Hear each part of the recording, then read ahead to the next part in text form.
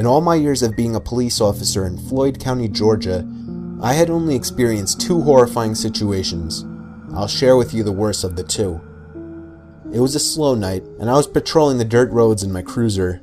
At this particular spot, there were tiny woods on both sides of the road. And then it all started. I spotted somebody jumping into the woods on the left. I only saw half of them though. They were gone so quickly. I pulled up closer and shined the spotlight into the woods. I didn't see them. Unfortunately, it was kind of my job to check on things like this, so I hesitantly stepped out from the car and began searching. In a moment like this, I was so ready to pull my gun, as I was actually terrified.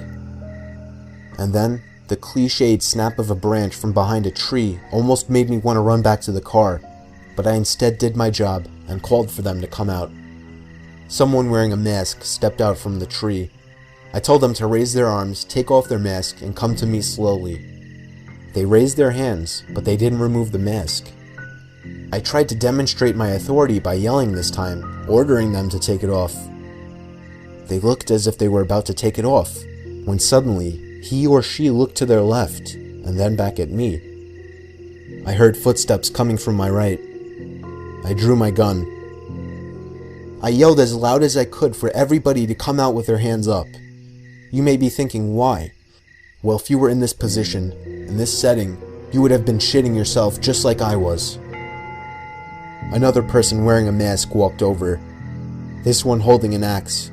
I had my gun locked on him. But suddenly, footsteps started coming from all directions. I looked around, and I was surrounded.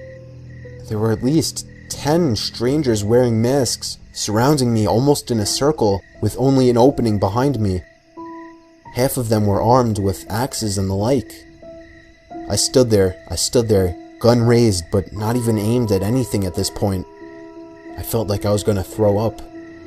One of them, I'm not sure which, finally broke the silence, telling me in a muffled, deep voice, "Go away." My heart dropped as he said this, in a way that I knew I was going to live. I turned and ran for the car, driving down the road half a mile, all while calling for backup. As you would guess, the whole group was gone from the woods when a search squad arrived. I have a theory on this, however.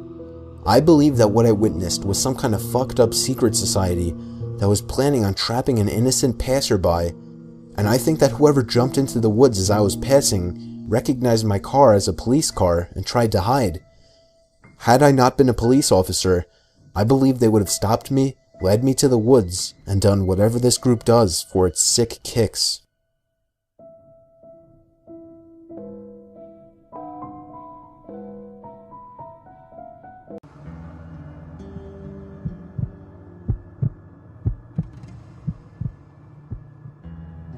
At the time of this story, I had already met a total of 3 people on Match.com. It didn't really work out with 2 of them, and the third one I dated for 4 months.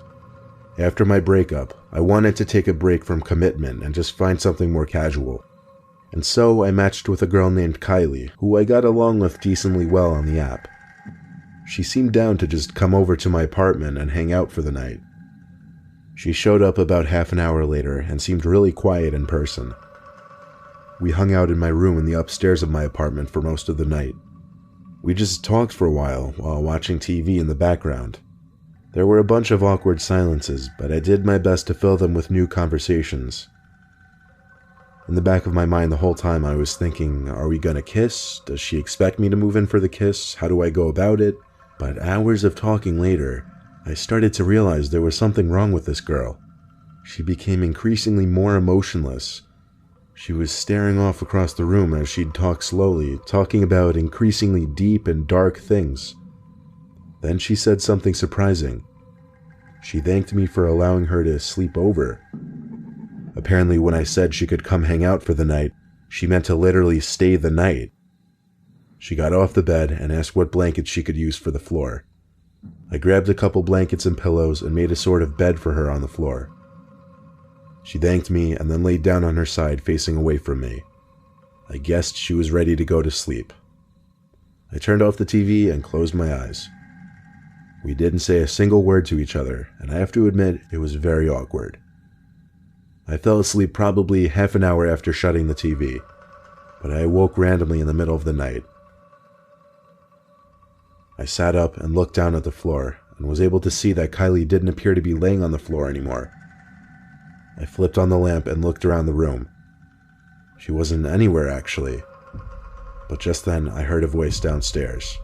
It sounded like it could be Kylie. All the walls in my apartment are paper thin, so noise travels quite easily throughout it. I quietly left my room and stood at the foot of the top of the stairs, listening for what Kylie could be saying. All the lights upstairs were off, but she was talking in a low voice. I just couldn't tell for sure what exactly she was saying. I figured she was on the phone with someone, but still, I went downstairs to check. I stepped into the dark kitchen, and there she was. But she wasn't on the phone. She was just creepily sitting in one of the chairs facing the wall. She seemed to still be muttering to herself. I was frozen. All I could say was, "Kylie?" She turned her head to me slowly, looked at me for a few seconds, then turned back to face the wall. I went upstairs quickly to my room and crawled into my bed to call my dad. I had to call at least 3 times before he finally picked up, obviously sounding concerned.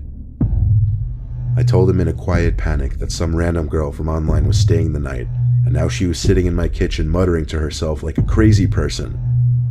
He sounded confused as hell, but told me to call 911 if she seemed like she was having some kind of episode to safely get her out of there.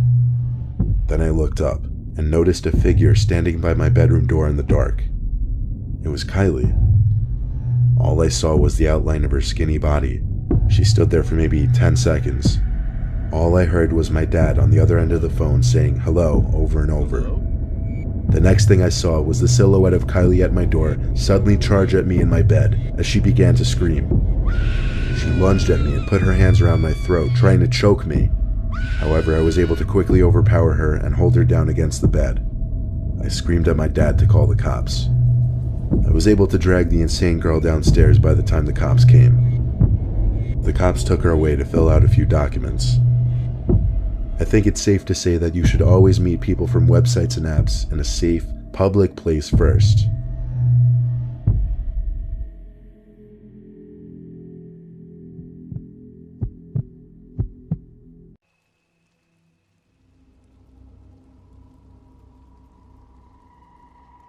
I went to the bathroom in the middle of the night after some nightmares and left my door cracked open before I got back into bed. When I fell asleep, I dreamt that I was outside my room. In the dream, I saw my door cracked open. I pushed it open and then saw myself sleeping. When I woke up, my door was wide open.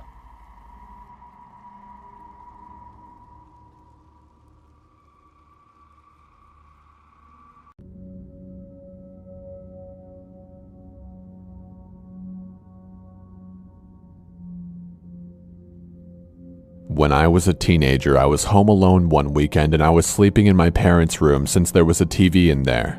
Sometime around 2 a.m., I felt like I was being stared at from the direction of the hallway. I looked up and I saw a shadow person looking at me. It was weird because it was a pure man-shaped black mass and I could see him in the dark hallway. I'm guessing the light from the TV helped. I sat up and stared back, but I was terrified. We looked at each other for probably 5 seconds and then it turned around and walked down the hall. A few seconds later, I heard a loud crash. I was so scared I turned the TV to the Disney Channel and stayed awake for as long as possible. When I woke up the next morning, I walked down the hall to the bathroom, and that's when I noticed a mirror that was hanging had fallen off the wall and was shattered. My family still doesn't believe me, but I know what happened.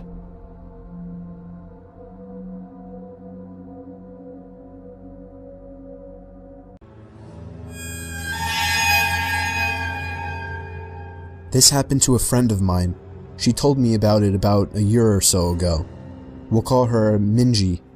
Minji is in her late 20s and works as an English tutor in South Korea.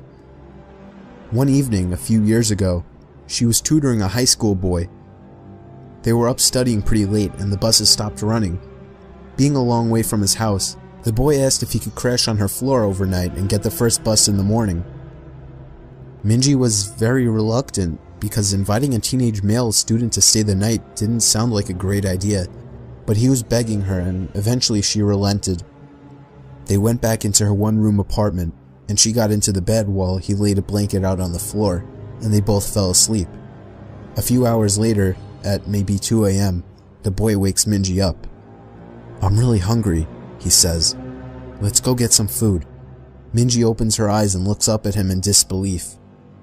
"Food? Now? It's 2 a.m. Go back to bed." But the student insists. "No, I'm so hungry. Let's eat something now." She tells him that there's some ramen in the kitchen and he could fix himself some. This doesn't satisfy him. He doesn't want ramen. "There's a 24-hour place just down the road. Let's go there." Eventually, after several minutes of persuasion, the boy gets Minji to come with him to the restaurant. They leave the apartment and head out. As soon as they're on the street, the boy turns to Minji and says, "I'm not hungry. I woke up in the middle of the night and looked under your bed. There's a man sleeping there." They call the police and discover that a homeless man had been living in Minji's apartment, sleeping under the bed for 2 months. The boy only saw him because he was lying on the floor, so he had a clear view under the bed.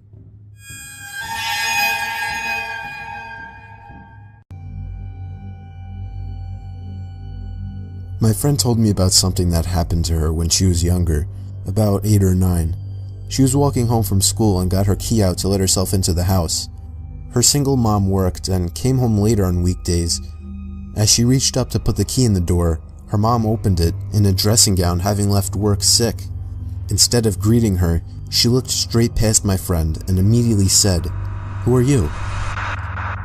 My friend turned around, and a man in a long coat hurried back down the path and down the street. Being ill that day had possibly saved her daughter from something potentially horrible happening to her.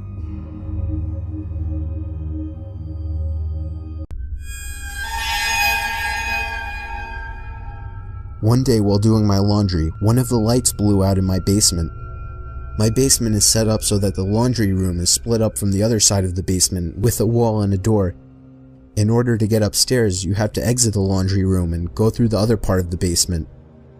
So the light blew in the other part, not the laundry room. As it was the only light on that side, it was pretty dark. I finished the laundry I had to do while dreading the walk through the dark basement.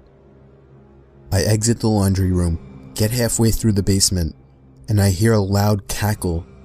Imagine a sound people make when they imitate a witch.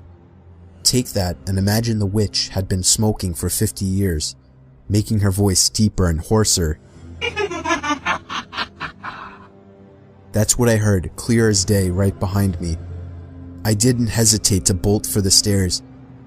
I waited until my father got home and then changed the bulb. I have yet to hear that cackle since, and I have not told a single person in the house about it.